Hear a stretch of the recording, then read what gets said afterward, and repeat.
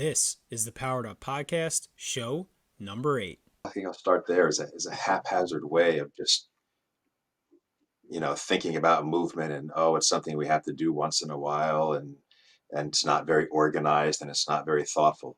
That is not what the approach is. The approach is, our approach is a six-part framework for using movement or physical activity thoughtfully and purposely. And those ways are to help prepare the brain, provide brain breaks, support exercise and fitness, create class cohesion, review content, and teach content. And it's a very organized way to set up your lesson plans, to set up your classroom environment where it benefits this. There's so many benefits. It's off the charts.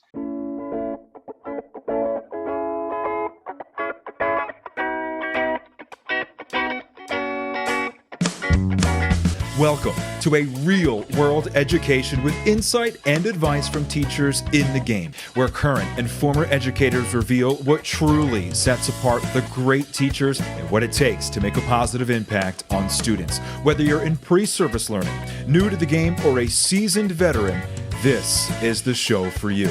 You'll leave feeling inspired to take action because we are powering education by empowering you.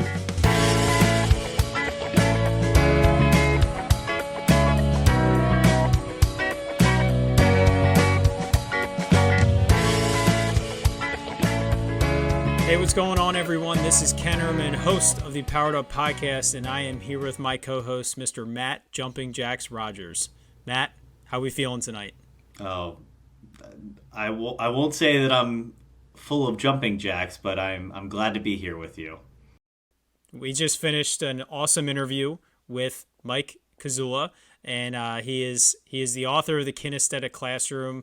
I actually reached out to him immediately after Matt and I finished recording last week's episode, show 7, where Matt and I did our lesson Smackdown, and I talked about a kinesthetic lesson, and it prompted my memory of where I learned it all and where I was motivated to create those lessons that I showcased, and I was thrilled that Mike so quickly responded, and it was a phenomenal interview.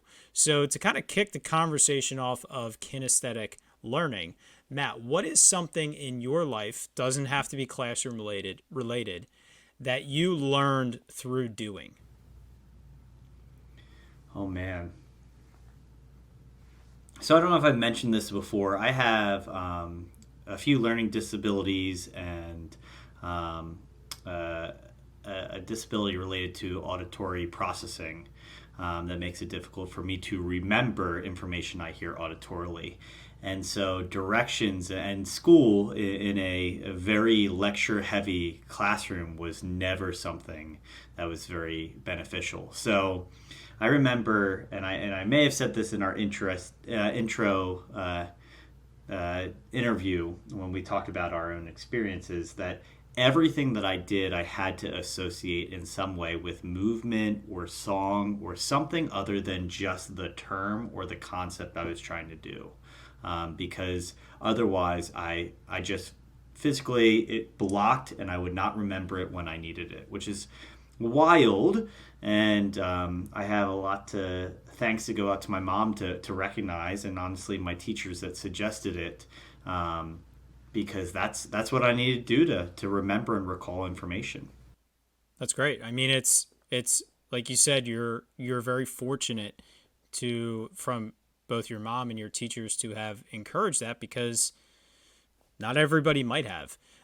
For me, the thing that comes to mind for me is handiwork. So I'm very fortunate that my father knows how to pretty much fix, build, tweak, modify, rig anything that you can possibly think of, from homes to cars. And I've redone every room in my house. And a large majority of that work was done with my dad or after doing it with my dad. And that is all learning through doing. But what's interesting, and Mike talks about this in the interview, is your emotional state as well. When I was a teenager, I would change my oil with my dad, or rotate the tires, or do some work around the house. I redid my bedroom as a child with him when I was a teenager.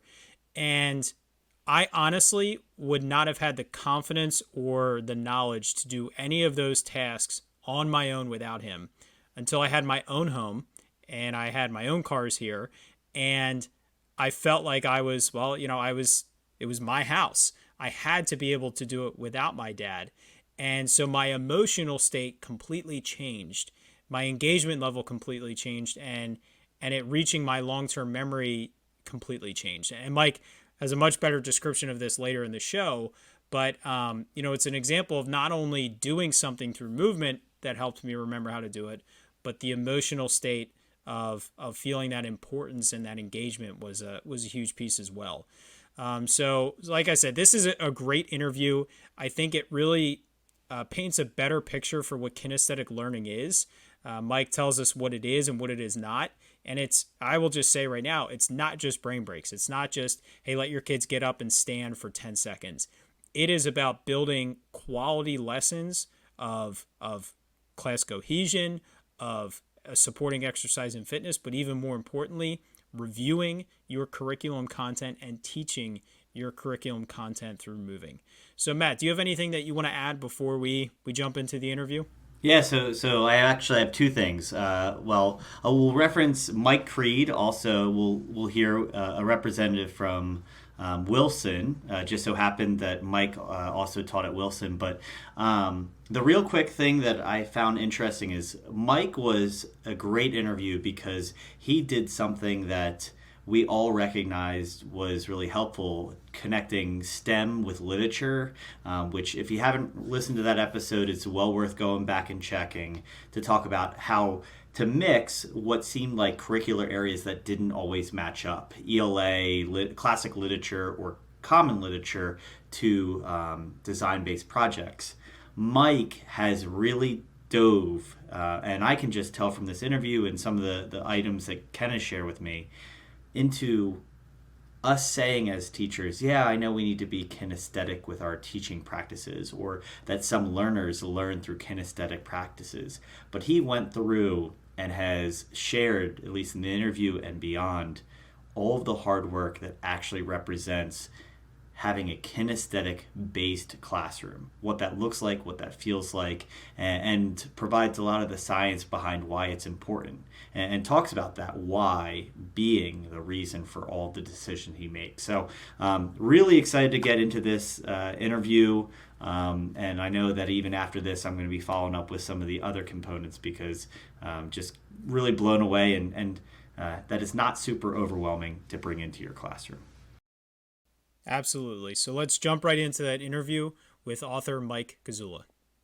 Mike, welcome to the podcast. We are super excited to have you here. I'm going to say I'm a little bit more excited only because I've been heavily involved in your content and your books over the course of my career. So how are you doing tonight? I'm doing well. Thank you very much. I appreciate you having me and look forward to our conversation. Absolutely. So can you just introduce yourself briefly? We definitely will get into the portion of your career of being an author and a professional presenter and the programs that you've put together. But let's start a little bit back in the past. Just introduce yourself and what your experience was in K-12 education before you transitioned out of that. Sure. As you all know, I'm Mike Gazala, and yeah, my K-12 background is one of a band director. I have a BA in music and a master's degree in music education. And the funny thing about that is that I never played a note or read a note of music until the age of 21.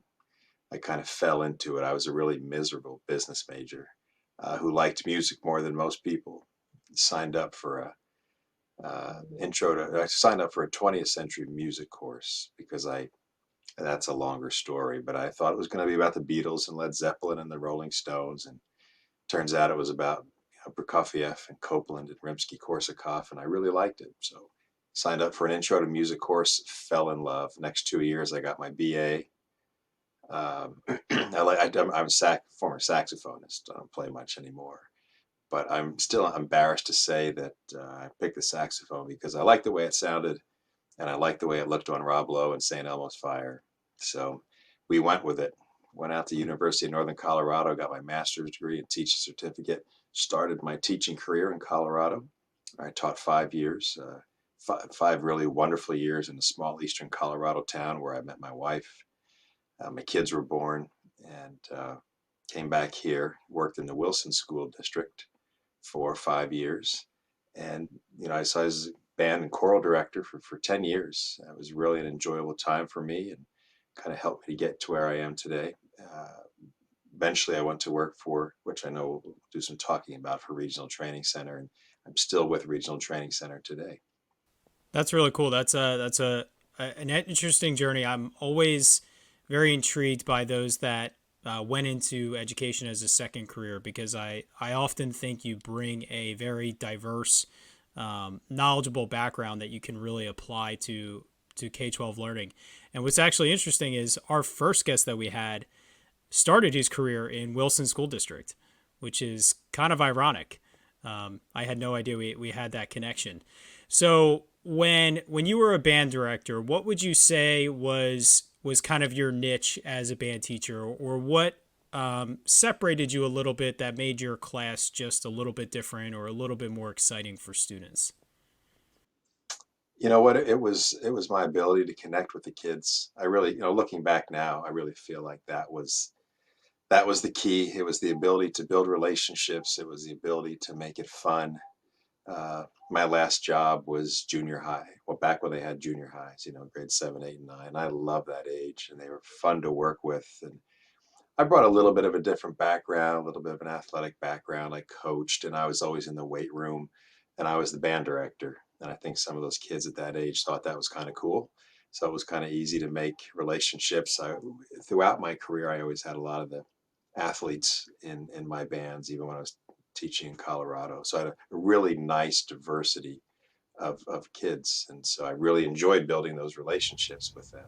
Yeah, I think when looking at kind of that background and almost being that unicorn, mixing or blurring the lines in a lot of ways, that brings some connection to kids, and also puts you in a unique scenario. I think the first question I'd like to ask you is really something like being in the music environment is usually so all encompassing. It's a life's passion for a lot of kids, and obviously for you as well.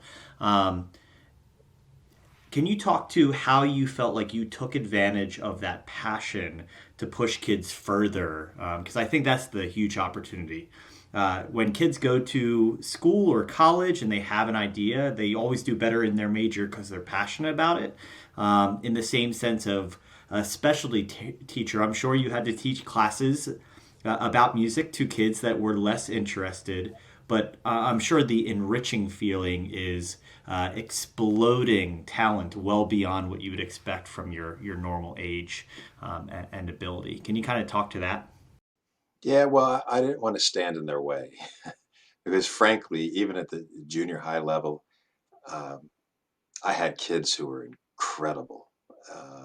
And I just wanted to make sure that my program was sound so that I would give them the opportunities to take that passion and run. I'd try to expose them to as much as I could, different types of music. We did classical, we did jazz, we did pop. And I just wanted to make sure that it was an environment that they could thrive in. My first job in Colorado, I had some who were very passionate about it. I think it was more about being in that group setting in a community, where when I got back east, it was more about, I'm in this because I want to go and do something with music. I'm probably going to go on to high school and be a part of that. I am going to go on to college maybe and be a part of that as well. And I just wanted to expose them to as much as I could, try to have high standards for them, and just again, not stand in their way. And by doing that, really help their passion explode. Did you ever have situations where not necessarily a student being more talented or able with a particular instrument than you, but students that really stood out that you almost felt like were stretching your limits of being able to push them just maybe based on your experience or knowledge with a particular instrument? And how did you navigate that when you felt like it was almost like they were beyond your ability to really teach them the in and out skills? Yeah. So what I could do, I knew the thing that I could give them were the life skills to get better. Like even if they were incredible instrumentalists and beyond even what I could do, I knew how to push them, and I knew what they needed to do and how to practice. I kind of mastered that, how to get better at small things, and so you get better at the larger things, and having the discipline to put in the type of practice you need. Because I worked with some wonderful teachers throughout my college career, and I was able to translate that to teaching these kids who were so gifted. So I was demanding of them, and they wanted me to be demanding of them, and they would just shock and awe me all the time. But you know I look to a lot of kind of motivational principles in my own life. I like to live life at a certain level, and I like to achieve. And so I try to bring that into my teaching as well. So I think I was able to use those resources and knowledge to push these kids, and hopefully, they were better for it. I think that's a huge point that, I mean, as a classroom teacher, I have to kind of, Ken, your question I think is great, but also, Mike, your response is even better. The discomfort that could be a way to perceive it, right? I can be overwhelmed with not being good enough or know enough. The most obvious one would be technology integration recently. Kids being more fluent with technology than I feel, and I'm what I think pretty competent at it. And that can be, it can absolutely stagnate all progress and creativity. In the what you said is, instead of necessarily saying how good are they and can I make them better, it's what are those ways that I can train them to have access to or consider different perspectives. I think that's a really interesting way to take something that might be intimidating from an instructor's point of view and make it into an advantage and say, here are margins or perspectives you could open up further. Yeah, I tried to do that. That's a good way to think of it. And it made me think, one of the other things that I would do was put them in teaching positions, because I had quite a range of abilities. And so if I had kids at that talent level that you're talking about, and I would have kids that didn't start band until the seventh grade, never picked up an instrument.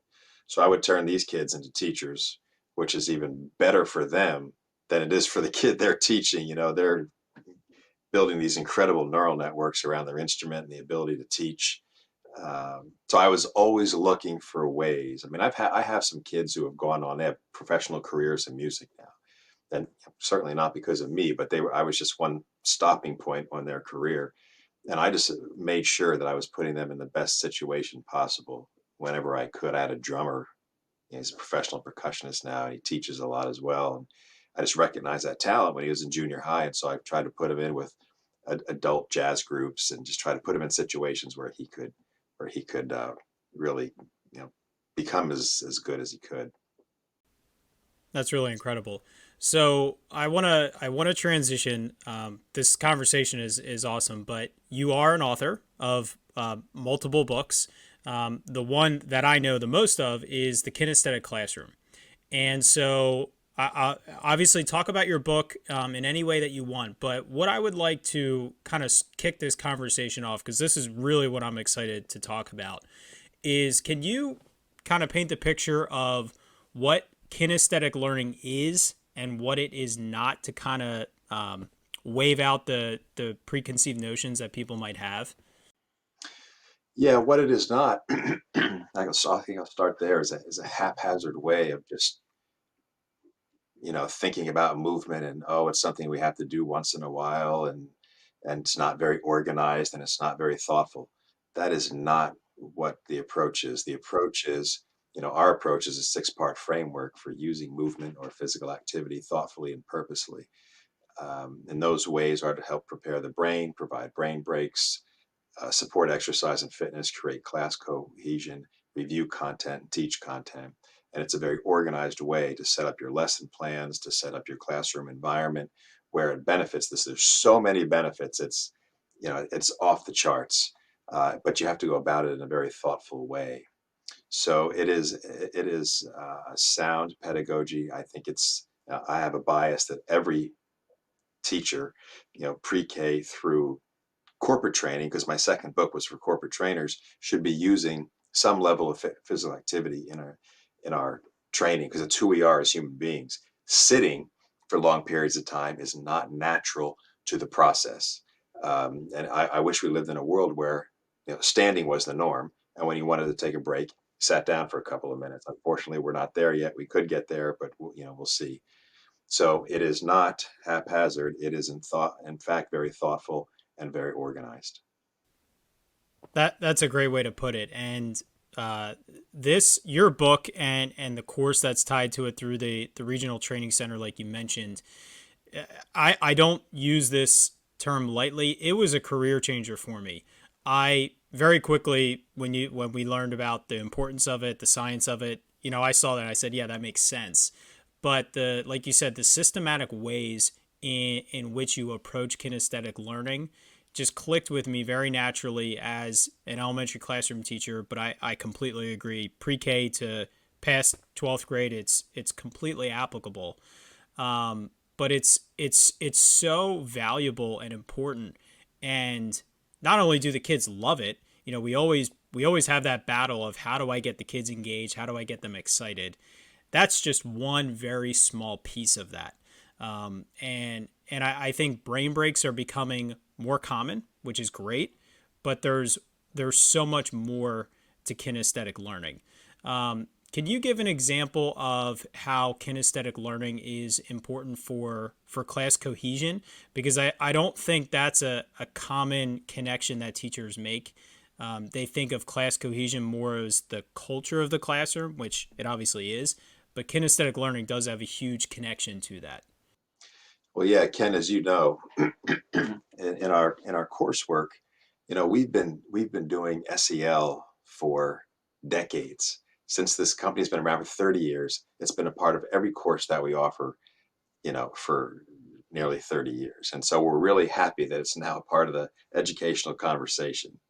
And so we're really happy that teachers are trying to create these emotionally friendly classrooms. So that's what we're after. We're after this emotional environment that creates intellectual achievement. We're after a safe home for the mind where it's safe to take a risk, an educational risk. A lot of kids don't want to raise their hand. They don't want to get engaged with groups and with other kids. And you have to purposely build that. There's lots of different ways to do that, obviously, but movement can be one way to do that. And a teacher has to think about how often they want to engage that. Talking early elementary, they're going to engage it most days. As we, move up in grades, I think the teachers don't think they have the time to do that, but it's still a very important investment. So maybe it's weekly, maybe it's monthly, maybe it's before and after breaks, etc. One my favorite example of a class cohesion activity is what we call balloon tap, where students are in a circle, and maybe you have, in a perfect world, you have space. You've cleared the chairs, or you're out on the playground, or you're in the gymnasium, and kids are, and also back in our old world, kids can take hands, and they're using balloons to keep, using their clasped hands to keep the balloon in the air. They can use any part of their body: heads, nose, chin, elbows, clasped hands, feet, knees, whatever. And there's no leader, there's no follower. It's just kids with one common goal and interest to keep that balloon in the air. They're collaborating, they're communicating, they're supporting each other. And then you can add more balloons, add two balloons, add three balloons. And the fun, as they have to run around with each other and keep these balloons in the air, is just incredible. And that is a way of, being in the moment. It's a very mindful activity because it pulls you right into the moment. You're paying attention to the moment. You have to. It's a stress reliever. At the same time, it's a community builder. And those kinds of activities can help build that type of classroom that we're after. So I think when thinking about activities like that or kinesthetic learning, so my past is a learning support teacher for 5 years, and I would write in kinesthetic instructional methods into my kids' IEPs frequently, and we would be up and moving, but not necessarily. I guess what I would classify haphazard based off what you pointed out earlier. It was more so kind of fluid and even kind of talking about that scenario of keeping the balloon and off the ground with, I assume, minimal directions, just enough to get them going and kind of working out those kinks. It seems like the real difference between, I'm sure, your method and what is currently happening, at least in my classroom, is what you say as a reflection or during that lesson. To say, hey, this is what you gained from it. Obviously, you're focused, you're working together, you inherently learned how to work together. What happens after that activity's done? What would you debrief like, or how do you capitalize on that experience? Yeah, so a debrief is really important, and having a good conversation with the kids. And you're saying all the right things. You're asking those questions. So, what were the benefits of this activity? Why was it enjoyable? Why was it fun? Would this activity make it easier to work with Kevin next time? And list those things. What are those characteristics of this activity? And I think the biggest important question is, how does this relate to our classroom experience? Does it make you want to be a part of it more? Does it make you want to work in groups or work collaboratively more? Do you feel safer in this classroom when we're laughing together? You might not be able to get to all that after one activity, but those are the important debrief questions that need to be asked. And you bring up a very valid point. So I just want to follow up because I think one thing that's popping through my head, and I'm hoping I'm not alone with this, is I know my school district is moving in their ELA and their math and even their content at this point to more scripted curriculum topics that they will have the sprinkle in of kinesthetic learning, but it's not really substantial. How do you suggest to bring substance in kinesthetic learning, something that I think we all can recognize is important, but every word is spelled out for me of what I'm supposed to do from 8 until 3 o'clock each day? Well, I guess you have to sneak it in. Make sure your door is closed and you're getting kids up and moving. And maybe you help people, including administrators, understand the science behind it and say, hey, I know my lessons are scripted and I have to be here and I have to say this, but is it okay if I one, can I get them up every so often? It's just going to give many returns that I'm not currently getting. And there's so much science behind that. And the other part of this is, can I maybe include it in the lesson? There's a really great opportunity. I'm teaching circumference and diameter. Can I take 2 minutes and get these kids up, get them in a circle, have someone walk around the circle and through the circle, count the steps, do the math, and make it kinesthetic so that we differentiate, so that we bring in episodic memory, so that we make the learning implicit. It just makes it more doable for the brain. The brain prefers to learn that way. And if that's not included, you're missing out on something. You're leaving on the table one of the most important techniques you could be using with your students. Which unfortunately goes along with the standardization that counter, good teachers. Unfortunately, what we've talked to even on this podcast have been trying to press against standards and not lean into it too much, unfortunately, because we know that good learning is invested learning, and kinesthetic breathe. That is the focus of it, right? That you're talking about, hey, we are living circumference and radius and these type features, and it may only be 2 minutes, but it's gonna be what is remembered, or the song that went along with it, or these different features that are, again, so much more than what was the highlighted vocabulary word in the textbook. Yeah, absolutely. And yeah, we can take that vocabulary and make it kinesthetic. I do it all the time. So there's those little opportunities to create physical learning, and there's just, again, so many dividends for that. So we keep fighting the good fight. Of course. You glossed over something that I think is really important, or you said it so quickly about your example of circumference and diameter, involving that in a lesson. And so the balloon tap is an example of class cohesion. Maybe you, as an elementary teacher, you have a 10-minute of your morning meeting. You get them up and moving, and you do an activity like the balloon tap, where it's kinesthetic class cohesion. There's always those down times, especially maybe towards a Friday at the end of the day where you're kind of relaxing for the last 20 minutes of the day, you throw in one of those class cohesions, you make that time worthwhile. But you talked more about the review or the teaching of content through kinesthetic movement. And as we're having this conversation, I'm remembering things that I did. So a similar example in math is I would have the kids form, when we were learning about types of triangles, form types of triangles. So I might have them, if they, to learn the vocabulary, I would strategically place them with each other based on their height to be an equilateral or to be a scalene, different sides, all equal sides or two equal sides with isosceles. And then that was to teach the content. And then to review the content, maybe the next day or a week later, I would put up one of the vocabulary words, equilateral, and have the kids form the group and then lay on the floor and make the triangle. And I would walk over and say, why are you an equilateral triangle? How did you form your group? And someone in the group would have to say, well, we're all the same height. So that's just another example of that review and that teaching of the content, which kind of speaks to your question, Matt, about, how do you involve this? Mike, can I poke you for another example of teaching or reviewing content through this kinesthetic movement where you don't have to find time for this, but you really build it into the teaching?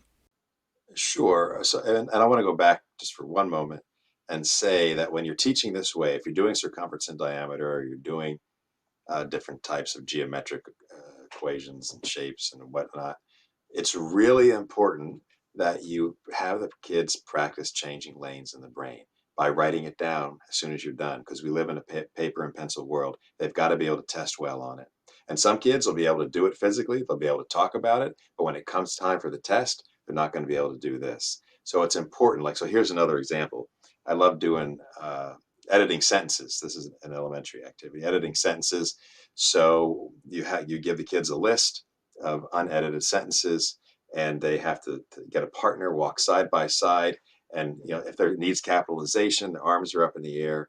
For instance, if they use a comma, they bend at the knees. If they use a period at the end of the sentence, they go down into a tuck. So there's all these different ways to edit the sentence physically. It's just another example of using kinesthetic activity to learn content. But when they're done, the most important part of this is to go back to their desk, sit down, and write down the sentences, so they can practice transfer, because you're changing lanes. So what we're doing physically is in the procedural lane in the brain, controlled by the cerebellum. And what you're asking students to do when they have to write is in the semantic lane, controlled by the hippocampus. So some kids can change beautifully and go back and forth. And I know students who have more difficult doing that, so they have to practice that. That's really important. And I will say, it's obviously, we know it's right because you're telling us that, but those were common mistakes I was making as I was first implementing kinesthetic learning and starting to understand the importance of that transference, that debrief, just them reflecting on what they were doing. So it's a great way to break up the activity, keep control of the room. In my example, they make one triangle and then they go to their packet, they write down the definition, they draw a picture, and then you move to the next one. So it's a nice way to maintain control of the classroom. How would you recommend teachers, other than reading your book, because your book is phenomenal in a step-by-step process. It's packed with examples. I would go back to that book constantly to try to say, oh, I forgot about that activity. That's a great one. But what would you recommend for teachers? Let's say they have very little to no experience with kinesthetic learning as the teacher. What would you recommend are some baby steps that they can take towards becoming more comfortable in managing an environment like that? Yeah, in managing the environment, they have to think through the process. They have to be really clear on the activity in their own mind, and practice it, and make sure then also to help their students understand this is how we're going to move. And just maybe practice, depending on the age, standing up, sitting down, standing up, sitting down. Now let's do a little activity. I want you to grab your nose. We're going to go back and forth, and eventually moving into partnered activities and then maybe group activities. But I would start small, keep it simple, make sure that they know what you expect, and the expectations are clear. Practice those things. Make sure you understand the activity as well, and start with things that they can do individually. I would also recommend having something to bring them back from the physical activity at all ages. So they're just not, hey, let's calm down and sit back down, but maybe there's a piece of music that comes on when you're done with the activity. What I like to recommend is there are a couple of deep breathing exercises to finish. So we can just kind of be calm again and then sit them down. So there's something at the end of the activity that's a little bit of a transition back to their seat. So just, take some thoughtful practice, but it'll happen. They just have to stick with it, because if it doesn't go well the first time, that's a real deterrent. So we want them to keep going. And so I think being thoughtful about it and making sure they're clear in their mind about how they're going to do it is really helpful. I think one of the ways that I can think about kinesthetic learning even recently is procedure based and expectations in the classroom of the kids going ahead. And we usually don't demonstrate negative behavior. We may talk about it, but we don't necessarily demonstrate it to give them an idea of how not to behave if you want to get on teachers' nerves. But more so, simulate or give opportunities for kids to act through the expectation and debrief about that. And I find that to be really a helpful way as an introductory into, hey, it might be, can someone display or demonstrate, or then 3 people or more, how we get packed up for the end of the day. So there's a clear model that people are interacting with, that we can reference future opportunities. I guess if you were to kind of narrow down, how long would you say is a typical, in your idea, activity that is kinesthetic? How long do you think is a sweet spot? Obviously, it could go much longer, and not necessarily including the debrief, but how much instructional time do you use or earmark for kinesthetic activities? Well, it depends on which part of the framework you're in. So if you're doing a prepare the brain activity or you're doing a brain break, 90 seconds to 2.5 minutes. Unless the kids are enjoying it, they're feeling good. You want to, maybe mix it up a little bit, take them a little bit longer, but that's about the right timing. If you're doing a class cohesion activity, it might take a little bit longer. If you're doing a review content activity like cardio review, where they're answering multiple choice questions physically, that might be 5, 7, 10 minutes, because that's an important part of your lesson. It's not fluff. It's a natural brain break, but you're actually having them move to the answer, and then you're getting to assess what they know and don't know. So they could go a little bit longer. But so, yeah, when you get into support exercise and fitness, back to the 90-second to 2.5 minute range. If you're reviewing or teaching content, that could go on for a little bit longer, be an important part of your lesson that day. So it could anywhere from, 5 to 10 minutes. Which again, just for someone who's hesitant or overwhelmed, or even just feeling like, am I doing kinesthetic learning justice? That it doesn't need to be a 30-minute lesson. It really shouldn't probably be a 30-minute Right. lesson. The benefit is, okay, here's the experience. It might take a few minutes. Here's a conversation about it that maybe you reference a few times in the day or throughout the kind of culture that you created with your class. I'm thinking of that physical example. I remember as a kid, I was really struggling with my math facts and was sports motivated. And I remember my dad would throw me a ball and give me 2 facts, and I had to give the answers before the ball hit my mitt or whatever the case may be. And it was one of those things that just mixed a passion of mine, which was being athletic and being with my dad, paired with something that I normally would have a negative association with, which was something I knew I was not confident or comfortable with.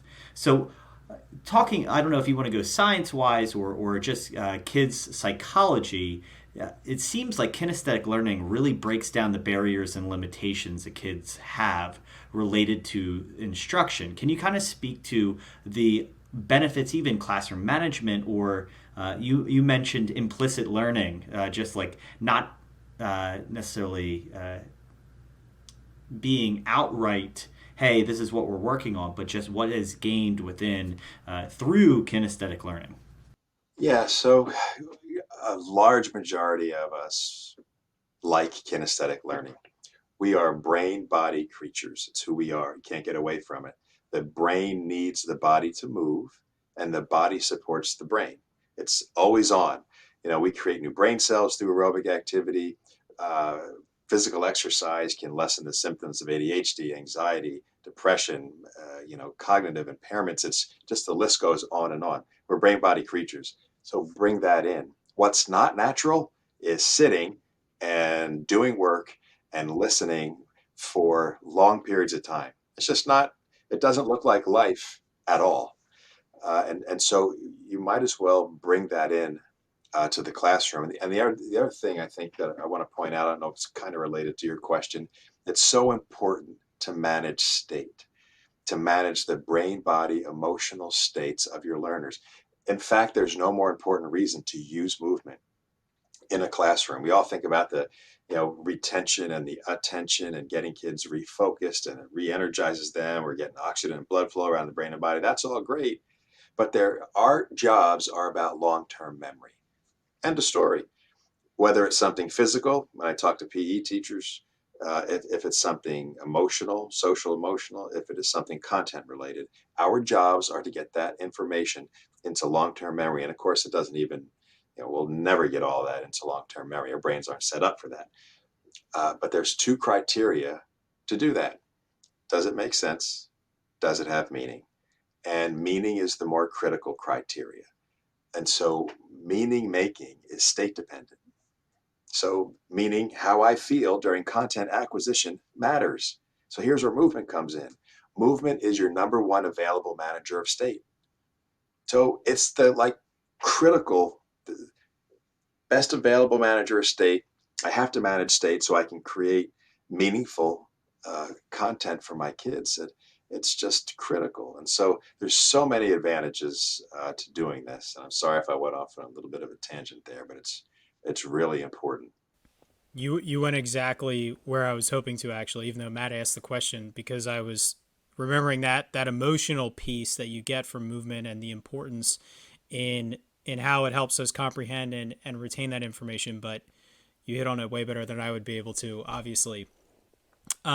So what I actually want to throw at you is an activity that I'm 99% sure I learned or modified from your book and or class.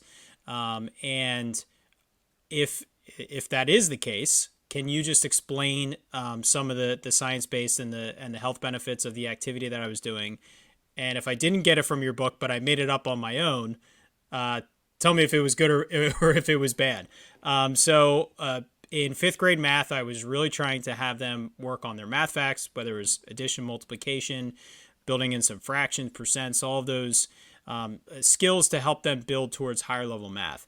And so they would rotate around the room and they would actually physically flip through flashcards that I wrote out and created myself. And they would do different exercises. They would do jumping jacks, hop on one foot, push-ups, and they would spend 30 seconds at each station rotating through different types of facts and different exercises. So I'm pretty sure I learned that from your book. But can you kind of explain the reasoning behind something set up that way?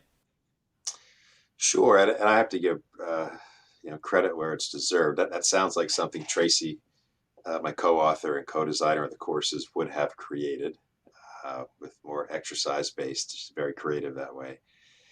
Yeah, so lots of science going on there. So normally it's this drill type of environment with those types of math facts, and we're just bringing it to life. Where people often do some of their best thinking while they're moving, and being seated and being confined is just going to kind of slows blood flow, it slows oxygen flow, and it's not fun. And so it's okay to have fun when we're learning. And so when we get up and we move and we go station to station, number one, we're working collaboratively. We're getting to move around, uh, which is appealing to the brain. We're getting that blood flow around the brain and body. We're more alert. It more looks more like what my life looks like. It's more pleasurable. It's more enjoyable, and I'm more likely to pay attention and be focused on the content because I'm, getting that opportunity to move. It's pretty basic. It's pretty fundamental. It just takes a little bit of time to set up, but it's so worth your investment of time. Absolutely, I completely agree. So we've hit on the different frameworks, learning content, reviewing content, brain breaks. Like I said earlier, I feel like that's becoming very popular. I think a lot of teachers are aware of the importance and the necessity of it. Go Noodle is a tool that a lot of teachers are using. It's a great tool. But are there any things that you see involved with teachers using brain breaks that possibly they're not doing that you would encourage that students should get out of brain breaks, or just anything that you want to add to what a brain break should look like? Yeah, it's one of those things that's, again, practiced and rehearsed beforehand.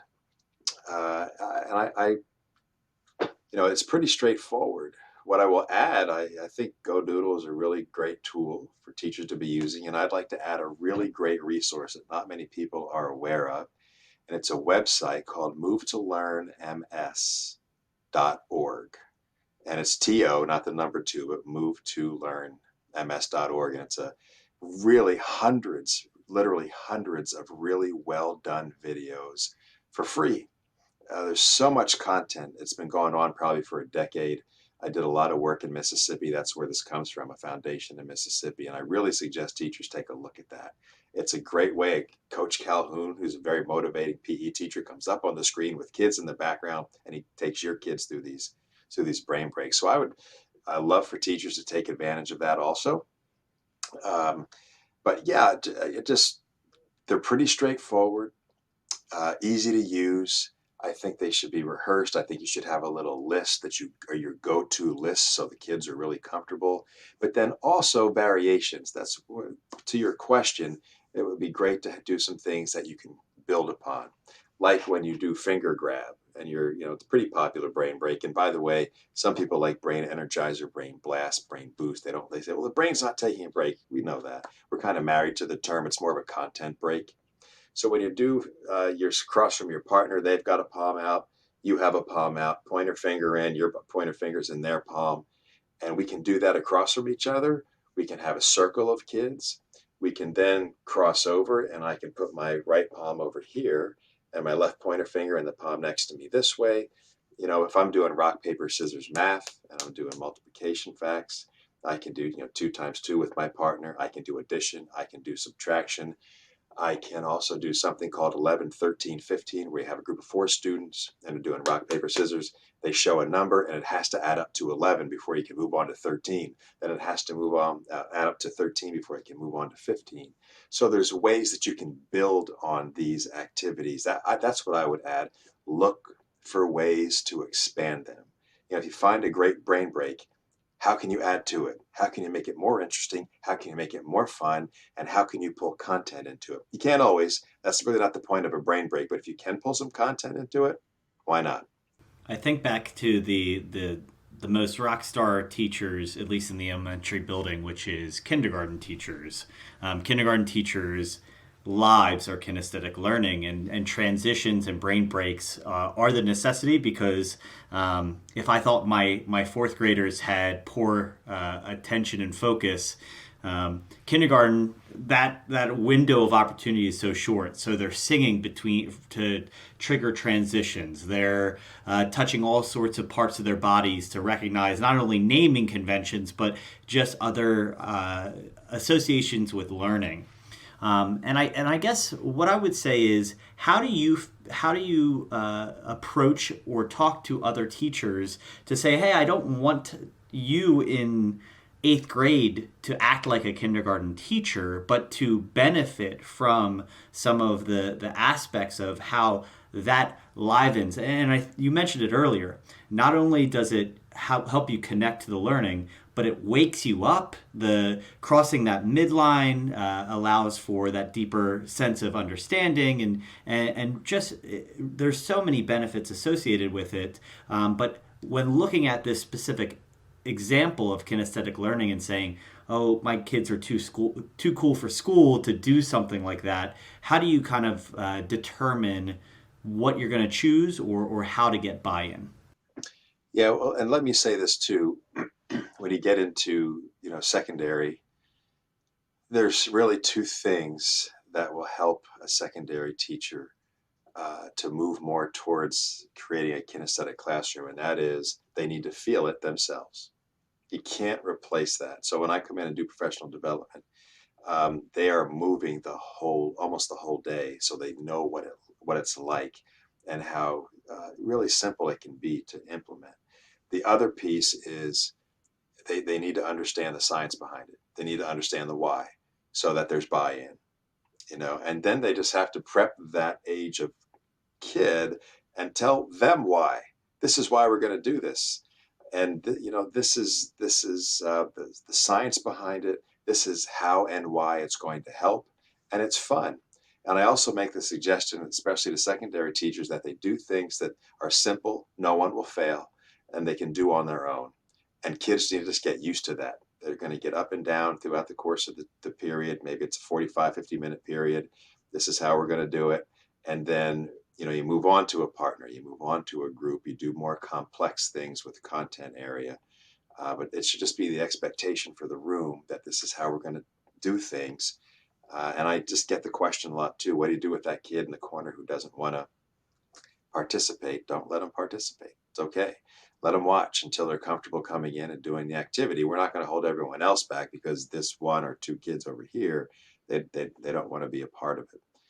So they need to understand the science, they need to feel it, and then they need to do that very thing for their kids so they can understand how enjoyable and how beneficial it really is. Definitely. And I think it's important for secondary teachers, once they get that initial comfort, is sometimes, although it can be a little bit more challenging, is jumping into content review that's mixed in with the kinesthetic movement, because secondary teachers, more so than elementary, feel that pressure of curriculum and content and pacing. And, that content review, you're not taking that time away. So maybe you substitute out that Kahoot for a kinesthetic review game. And also with those students that sit off to the side, and I know this is a suggestion right from you, Mike, is, maybe you give them a special job. Maybe they're a scorekeeper if there's scoring involved in the activity, or, they can be a moderator in some capacity.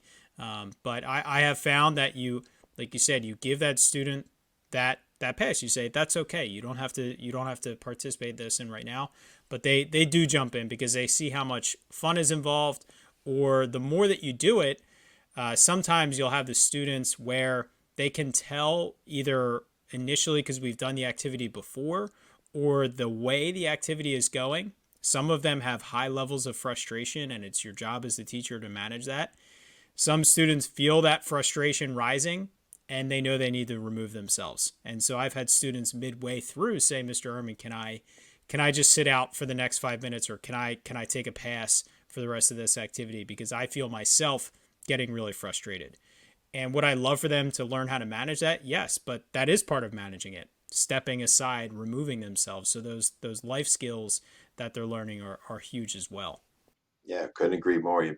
That's a great point that you make. And that self-regulation and learning how to manage their own state is an important thing. And knowing when to say, hey, you know what, I'm not comfortable right now. Am I able to sit out? And you brought up a point earlier about content review, and maybe I mistook what you were saying. But to the teacher who doesn't want to give up that time, I would say, how many times have we been involved with content review where you ask a question and the same 4 or 5 kids are raising their hand, and the rest of the kids in the classroom are like, well, glad she didn't call on me, and you shut down the retrieval process, because we have slow learners and fast retrievers and fast learners and slow retrievers and every kind of combination. And so when we do an all-encompassing, everybody's engaged with content review, we engage all the kids, and it's fun. And you don't have to have the right answer. If you're doing it physically, you can look around and change your answer, but you're all of a sudden now you're engaged in something that you're not normally engaged in. Absolutely. So I could talk about this all day. I've really enjoyed this conversation. Yeah, especially being involved in your books and your content for so long. But I would like to transition into a segment that we're still working on the name, but it's a look at a lesson, just to try to paint the picture a little bit more clearly. Although we've had great examples of lessons so far. So Matt and I are going to ask you questions back and forth, and the idea is to just try to paint a picture of what this looks like in a classroom. So the first question is this a specific lesson that would take place in a single class period, or is it more of like a week-long project or unit overview? Uh, for what I've been describing, you know, I I think maybe it's I would say over a week long process. Okay. Yeah. If you were to narrow down towards a grade level or subject area and time of the year, what kind of description would you give towards the lesson that you're going to express about? Yeah. And you know what? Let me take that back. Maybe I'm going to think of like a single type of lesson that could be built upon. And yeah, Matt, would you refresh me again? What are you asking? Yeah. So just to kind of give the confines of grade level, time of year, is there a specific subject area you're considering? Obviously, could be music related or else. Yeah, what I'm thinking of is something that could be done. Uh, it can be supportive of a lesson, if I'm thinking about this correctly. At any point in time, because I'm thinking about vocabulary, and everybody deals with vocabulary at many different times Hmm. and at different all grade levels, frankly. So that's what I'm thinking about. Okay. Yeah, that's perfect. So, I think you just hit on the next question is what are the objectives of the lesson? So I'm assuming is it learning vocabulary or is it reviewing vocabulary or both? Learning and reviewing high school SAT vocabulary words. All right. So, if you were to be a student in this classroom, what are you actively doing through this lesson? What are the students doing through this activity? Two things. They are watching you, first of all, model what you're going to ask them to create as a second part of the lesson. So they're learning, they're watching the modeling, and then they're going to create their part of it. Okay, so the next question is what is the teacher doing during the lesson? So you kind of touched on both of those. So can you give just a little bit more of a example of like what these vocabulary words might look like or what the teacher is modeling and then the students are taking on that second part? Sure. So you take a word such as gregarious, you give it a 2 or 3 word definition, such as talkative, outgoing, and then you repeat the word gregarious. So now the teacher says gregarious, talkative, outgoing, gregarious. Then we add movement to the definition word gregarious, talkative, outgoing, gregarious. Now the class repeats that, and this is the modeling part. And eventually they have their own list of words that they're going to have a definition, 2 or 3 word definition, and have to create their own movements with and teach to the rest of the class. And eventually we're going to use those in sentences. We're going to go back to the writing so to make sure that we really internalize it. So it's a nice combination of kinesthetic learning and also that semantic type memory that was so important to have them practice. So, if you were to be back in your classroom right now, in Wilson or where in Colorado, what have you, and considering this lesson, what would you prioritize doing, or something you'd do different to incorporate some of the kinesthetic learning in a lesson like this? Obviously, in music class, I don't know if you're dealing with SAT prep words, but how would you kind of approach it differently if you were in the classroom today? Yeah, so yeah, with music, and I taught some music history classes, and so we had vocabulary. I taught some general music, so we had vocabulary. And so I definitely, I knew the power of movement. I was doing brain breaks with 200 kids on a field that I asked to take their instruments and drop them. So they're really physically active, but I still needed to bring their focus back.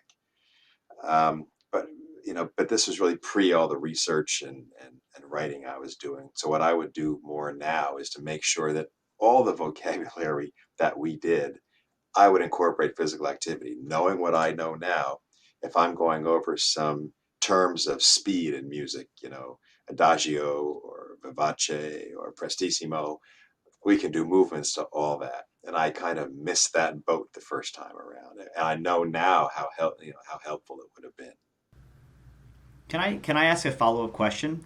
Sure. What in what way do you feel like you empower students to have their own kind of associations, physical associations? Like, do you incorporate, obviously, if they're doing their own vocabulary words, they may be creating, or maybe one person in the class creates a movement for a vocab word and everyone repeats it. But in what way do you hand off the responsibility to the kids or the learners to maybe come up with the physical activity or have their own kind of say in things? Well, again, it goes back to a why, and they would know how brain friendly. When you put them in the position of teacher, and responsibility goes to them. So we're looking at thinking about a brain compatible classroom where there's a pretty even split of learner centered, teacher centered, and with them understanding how important it is for them to teach the content, and how that will help them understand the content more. That's my starting point. It's like, look, if you really want to understand this, you need to be able to teach it to someone else. Highest level of learning takes place at that level. I do this activity, and Ken, you may have done it. You may remember when the hand for a neuron, and we're doing dendrites and nucleus, and I always ask at the end of that, what you go out tonight. What is the number one thing you could do to remember this information? And give all kinds of answers, but the answer is teach it to someone else. And so I would have my students understand the power of that. Anything that they do in class, hopefully they know it to the level that where they can teach it to someone else. That really helps them to internalize. Absolutely. And there's so many ways for teachers to take advantage of that idea, whether it's partnering with a student and just explaining it, or even, incorporating some technology, students creating screencasts where they explain how they did something, they explain their reasoning or justification for their answer or their interpretation of the text. That screencast is that form of teaching. So it's definitely so important. So our last portion of the show is called the exit ticket, and it's 4 more questions from Matt and I. So the first question is, what is the best thing that a teacher can do to make a student's school experience better? Oh, you know what I'm going to say. I think there's so many benefits to movement, and you know what? We've been talking about that all night. I think build relationships with movement can help do, but building that really strong relationships. When I think back, I don't think about how much did I move my kids. I think about the relationships that I built, and how technology, frankly, social media has still, I get to keep up with some of these kids because I built those relationships early on. They want to keep communicating with me, and I love seeing their lives and their families and their professions. And so definitely build those relationships. That's number one. So along the way, you obviously got great advice, whether it was a coworker or supervisor, or honestly even a student. What's something that you've heard along the way? I would say for either teaching or in what you're doing with professional development now, that really sticks with you, the meaning, the why behind it, that you've gotten. Yeah, fake it till you make it. Show up. I mean, truly, that's been. I wasn't ready to do a lot of the things that I was going to go do. I presented all over the world now, written books. You just keep showing up and you keep doing it. One of my favorite quotes is, to get to the fruit of the tree, you have to go out on a limb. And that's where the juice of life is. And so take those risks, be uncomfortable, because it will get better. You'll get better, and you'll be better for it if you can just understand that failure is a teacher and not a jailer. I love that. That's great. So the school year, as you know, goes in waves when you're approaching report cards, conferences. There's times where teachers are just at an extremely high level of stress and just feeling overworked. So what is something that you would want to say to teachers in that moment to help them kind of power up and push through those times of struggle? Well, I think it's about setting up a system in your life that allows you to power through those situations. And so I like to say, you got to live the physical life. Got to live the physical life. We're brain body creatures. You must move. Your brain demands it. Unfortunately, we live in a culture of sickness versus fitness, and we're literally shriveling our brains because of it. So we got to move. We got to manage our stress, whatever that is. I've been a regular meditator for 20 years, and it is key because I had a situation in school. That's where it started. I had a very stressful situation with a parent. We've all had them, thin skinned back then, and I needed to learn how to meditate to deal with my stress. So I have some stress management activities. I have a morning routine that I stick to every morning. It starts my day the right way. And I say you're tired, you want to get out of bed, whatever. Morning is my time. I charge up. I do daily visualization. I meditate, and I'm just ready for my day. Um, I set goals. I have personal vision. There's a lot more to this conversation, but there's things that need to be set in stone for your regular life. It takes work, takes discipline. It's a daily practice, but then it sets you up to move and power through those stressful situations. And probably have the composure to handle it with your best intentions. You have kind of shared what seems to me to be a small window into your knowledge and your research and the science and really the ideas. What are some of the ways that the listeners can keep up with you and some of your offerings, where you would suggest purchasing the books you've written or websites, social media, etc.? Yeah, so people they can visit my website, mikekazala.com.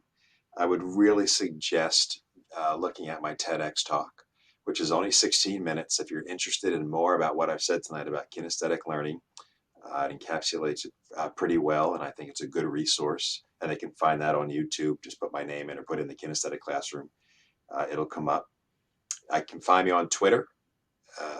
That's where I do my professional social media. I do a little bit on Instagram, a little bit on Facebook, but those are more personal for me. So Twitter is my place to post resources and post literature and research. And I am at Kinesthetic Class with one C in the middle. Normally I would end with a C and begin with a C, but there's only one. So those are some places where you can find my work and find out what's going on. Maybe some different things that we have to offer, like brain primers is something new that we've developed over the last year to deal with some of the latest research that says rhythmic coordinative beat-based activity that I mentioned before can support executive function. So that's all at my website. Yeah. So I think there's several different options there. I just want to add one more. The books. Can you talk a little bit about maybe the series that you have? Yeah, sure. You can find all the books on Amazon. Any online bookseller has the books. You can also go to Corwin.com, my publisher for the 2 Kinesthetic Classroom books. HarperCollins has my corporate book, which is Training in Motion. So any of those books you can find at Amazon or any other online reseller. So I can't buy them at my website. You can certainly find out more about them, but you can click through to get to those different websites for the books. Excellent. Thank you. And we will link to all of those resources, websites, videos in our show notes page, which can be found at poweredup.com/show8. Mike, thank you so much. This has really been insightful. It's been a great refresher for me, someone that's been really passionate about the message that you bring through your books and your courses. And I know our audience is going to get a ton of value out of this. I would highly, highly recommend purchasing the first book to start because it goes through the science, it goes through the why, but it is just packed with lessons, examples, and things that you can specifically do in your classroom to get started. It goes through all the frameworks. It's a really great how-to guide as well as inspirational for your classroom. So we appreciate our listeners and our viewers on YouTube and our podcast platforms. If you haven't already, please subscribe. please share this show with someone, a colleague or a friend that could gain value from it, because I know there are so many educators that can really benefit from this conversation. So as always, if you haven't already, please become a free member at powereduup.com. Engage in our forums, start a conversation about kinesthetic learning, or ask questions about how you can transform a lesson you currently have and make it more kinesthetic and movement based. So Mike, thanks again. And Matt, why don't you take us on out of here? All right, we're going to power down this episode, and hopefully we leave you feeling powered up. Mike, thanks so much for joining us, and we'll talk to you guys next time. Thank you. My pleasure.